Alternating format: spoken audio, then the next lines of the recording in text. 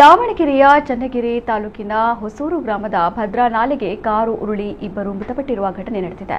ದಾವಣಗೆರೆ ನಗರದ ನಿವಾಸಿಗಳಾದ 29 ವರ್ಷದ ಮಲ್ಲಿಕಾರ್ಜುನ್, 28 ವರ್ಷದ ಸಿದ್ದೇಶ್ ಮೃತಪಟ್ಟವರು. ಇತರ 4 ಈಜಿ ನಾಲೆಯ ದಡ ಸೇರಿದ್ದಾರೆ. 6 ಜನ ಸ್ನೇಹಿತರು ಮಂಗಳೂರು ಪ್ರವಾಸ ಮುಗಿಸಿಕೊಂಡು ರಾತ್ರಿ ದಾವಣಗೆರೆಗೆ ಮರಳ್ತಾ ಇದ್ದಾಗ ಈ ದುರಂತ ನಡೆದಿದೆ. ಕಾರನ್ನ ನಾಲೆಯಿಂದ ಮೇಲಕ್ಕೆತ್ತಲಾಗಿದೆ. ಇದು ಚಾಲಕನ ನಿದ್ದೆಯ ಮಂಪರಿನಿಂದ ಈ ಅವಘಡ ಸಂಭವಿಸಿದೆ ಎನ್ನಲಾಗಿದೆ.